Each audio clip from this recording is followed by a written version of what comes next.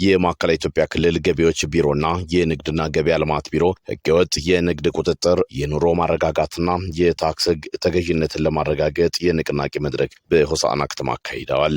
በክልሉ ገቢን ለማሳደግና የክልሉን ወጪ በራስ አቅም ለመሸፈን ገቢን ማሳደግ የሚችሉ የተለያዩ የአሰራር ስርዓቶችን በመዘርጋት ሰፊ ስራዎች ሲሰሩ መቆየታቸውን በመድረኩ ተገልጿል። ክልሉ በአዲስ መልክ ተደራጅቶ ስራ ሲጀምር 8 ቢሊዮን ብር ከነበረበት አሁን ላይ ገቢ የመሰብሰብ አቅሙን ወደ 35 ቢሊዮን ብር ማድረሱን የገለጹት በመርሃ ግብሩ የተገኙት የክልሉ ርዕሰ መስተዳድር ዶክተር እንዳሻው ጣሰው በሚቀጥሉት 5 ዓመታት ክልሉ የሚሰበስበውን ገቢ በአመት በአማካኝ ከ15 እስከ 20 ቢሊዮን ብር ለማሳደግ ይሰራል ብለዋል። ሁለቱም ሴክተሮች በኢኮኖሚ ዘርፍና ኑሮን በማረጋጋት በኩል ያላቸው ሚና ከፍተኛ ነው። በክልላችን ስራ ስንጀምር የገቢ ሴክተሩ የሚያመነጨው ገቢ ከ8 ቢሊዮን ብር ያልበለጠ ነበር። ባለፉት ተከታታይ ዓመታት በተሰራው ስራ ከ8 ቢሊዮን ብር ወደ 35 ቢሊዮን ብር ማሳደግ ተችሏል። በሚቀጥሉት 5 ዓመታት በአመት በአማካኝ ከ15 ቢሊዮን እስከ 20 ቢሊዮን በማሳደግ ወይም ተጨማሪ በማቀድ የክልሉን ገቢ ማመንጨት አቅም በዚህ 5 ዓመት መጨረሻ ላይ ከ120 ቢሊዮን ብር በላይ ማሳደግ ይጠበቃል።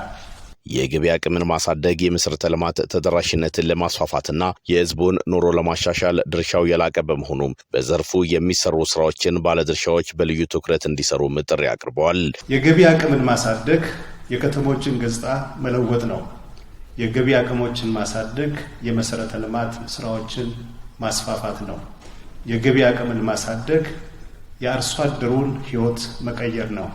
ስለሆነም አመራሩ፣ ፈጻሚ አካላት፣ የንግዱ ማህበረሰብ፣ መላው ህዝባችን ከዚህ ስራ ላይ በበቂ ሁኔታ እንዲሳተፍ ጥሬን አቀርባለሁ። የንግድ ስርዓቱን በማዘመን ለሸማቹ ማህበረሰብ ምርት በበቂ ሁኔታ ከማቅረብ ጀምሮ ህገወጥነትን መከላከል ላይ የተጠናከረ ስራ መስራት ይገባዋልም ያሉት።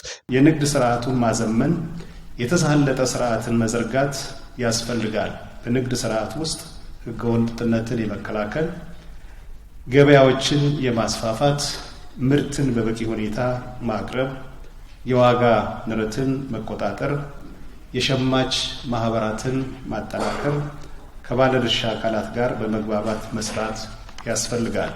በንቅናቄ መድረኩም በክልሉ በገቢዎች ቢሮና በንግድና ገበያ ልማት ቢሮ በተጠናቀቀው በጀት ዓመት የተፈጸሙ ዝርዝር ተግባራት እንደዚሁም የቀጣይ በጀት ዓመት ጠቋሚ እቅድ ቀርቦም ውይይት ተደርጎበታል።